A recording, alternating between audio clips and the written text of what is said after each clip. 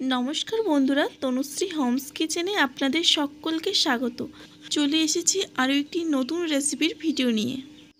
আজ আপনাদের সাথে শেয়ার করব আমার মায়ের হাতের তৈরি কচু শাক রান্নার একটা রেসিপি।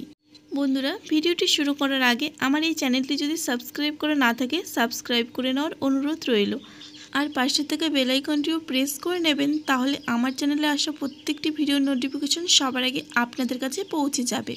রেসিপিটি বানানোর জন্য প্রথমেই এখানে কচু শাক নিয়েছি। এখন এই কচু শাকগুলো প্রথমে কেটে নিতে হবে।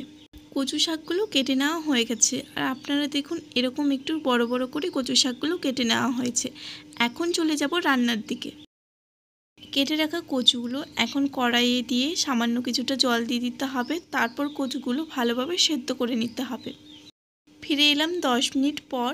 এখন এই কচুগুলো খুব ভালোভাবে সেদ্ধ হয়ে গেছে। এবার এই কচুগুলো জল ঝরিয়ে একটা পাত্রে তুলে নিতে হবে।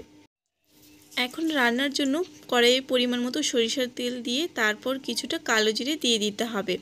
10-15 সেকেন্ড কালো জিরেটা ভালোভাবে ভেজে নিয়ে এখন এর মধ্যে দিয়ে দিতে হবে কাঁচা লঙ্কা কুচি, পেঁয়াজ কুচি আর কয়েকটা রসুনের কোয়া। এখন এই সব কিছু প্রথমে ভালোভাবে ভেজে নিতে হবে। সব কিছু ভালোভাবে ভেজে নেওয়া হয়ে গেলে এখন এর মধ্যে দিয়ে দিতে হবে মাছের ডিম। আপনারা চাইলে এই মাছের ডিমটা নাও দিতে পারেন। এখন সব কিছুর সাথে মাছের ডিমটাও ভালোভাবে ভেজে নিতে হবে। তারপর সেদ্ধ করে রাখা কচু শাকটা দিয়ে দিতে হবে। এখন কচু শাকটা দিয়ে 10-15 সেকেন্ড একটু ভালোভাবে ভেজে নিতে হবে। এরপর দিয়ে দিতে হবে স্বাদ অনুযায়ী লবণ, পরিমাণ মতো হলুদ গুঁড়ো, দিয়ে দিতে হবে আদার জিরে বাটা। এরপর দিয়ে দিতে হবে ছোলা। এই ছোলাগুলো একদিন আগে ভিজিয়ে রাখা হয়েছিল। এখন এই সব কিছু ভালোভাবে মিশিয়ে নিতে হবে। বন্ধুরা, আপনারা বাড়িতে একদিন হলেও এইভাবে কচু শাক রান্না করে দেখবেন। আশা করছি আপনাদেরও দারুণ লাগবে। সব কিছু ভালোভাবে মেশানো হয়ে গেলে এখন ঢাকা দিয়ে রেখে দিতে হবে 5 মিনিট।